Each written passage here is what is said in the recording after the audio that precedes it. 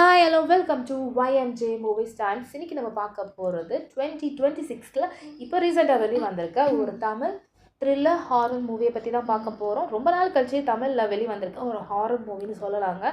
So நல்லாயிருக்கு, படம் சூப்பராக இருக்குது. படத்தோட பேர் என்னன்னு சொல்கிறதுக்கு முன்னாடி நம்ம YMJ மூவிஸ் டைம்ஸ்க்கு நீங்கள் புதுசாக என் சேனலை சப்ஸ்கிரைப் பண்ணி வச்சுக்கோங்க. பக்கத்தில் இருக்க பெல் பட்டனை மறக்காமல் ப்ரெஸ் பண்ணிக்கோங்க. என் சேனலில் பார்த்தீங்கன்னா நிறைய வீடியோஸ் நான் போஸ்ட் பண்ணியிருக்கேன். தமிழ், தெலுங்கு, மலையாளம், கன்னடம், ஹாலிவுட், பாலிவுட்னு சொல்லி வீடியோஸ் நிறைய போட்டிருக்கேன். ஸோ அந்த வீடியோஸ்லாம் பார்த்து எனக்கு சப்போர்ட் பண்ணுங்கள். கண்டிப்பாக உங்கள் சப்போர்ட் எனக்கு தேவை. வாங்க இப்போ ரிவ்யூக்குள்ளே போகலாம். படத்தோட ஸ்டார்டிங்லேயே பார்த்தீங்கன்னா ஒரு நிற மாதம் கர்ப்பிணியான ஒரு அம்மா வந்து பார்த்தீங்கன்னா அவங்க குழந்தையோட ஒரு 5 வயசு குழந்தையோட ஒரு ஊரை விட்டு ஊரை வந்து பஸ் ஏறுறாங்க. ஸோ அதுக்கப்புறம் வேறு ஊருக்கு போயிட்டு அவங்களுக்கு குழந்தை பிறக்குது. 2வதாக பிறக்கிற குழந்தை வந்து பெண் குழந்தை, முதல் குழந்தை பார்த்திங்கன்னா பையன். ஸோ இந்த மாதிரி தான் அவங்க லைஃப் போயிட்டுருக்குது. ஒரு குறிப்பிட்ட நாளில் பார்த்திங்கன்னா ஒரு உடம்பு சரியாமல் இறந்துடுறாங்க அந்த அம்மா.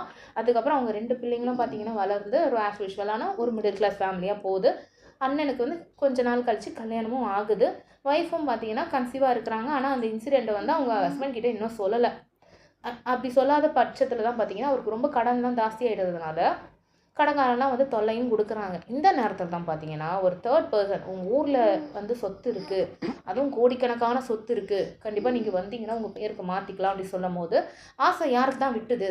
சரி வாங்க, நமக்கு தான் இங்கே நிறைய கடன் இருக்கே, நம்ம ஊரில் இருக்க சொத்தெல்லாம் விற்றுட்டு இங்கே வந்து நம்ம செட்டில் ஆகிடலாம் அப்படின்னு நினச்சிக்கிட்டு குடும்பமாக சேர்ந்து அந்த ஊருக்கு போகிறாங்க.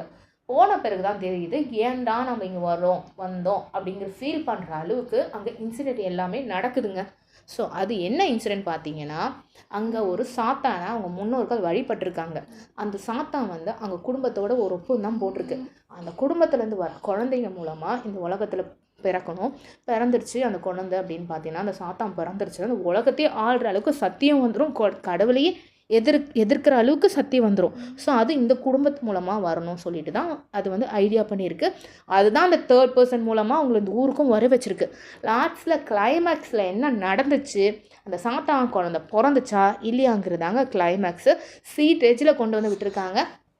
ஆக்சுவலி சான்ஸ்லன்ஸுங்க ஃபேமிலியோடு என்டர்டைன்மெண்ட் பண்ணுற மாதிரி ஒரு சூப்பரான படமாக இருக்குது. இதுக்கு IMD ரேட்டிங்கே பார்த்தீங்கன்னா 10/6 கொடுத்துருக்காங்க. இது OTTலேயே அவைலபிளாக இருக்குது. கண்டிப்பாக மஸ்ட் வாட்ச் மூவிங்க. ஃபேமிலியோடு என்டர்டைன் பண்ணி பார்க்குற படங்க. ஸோ என்னுடைய ரிவ்யூ கேட்டு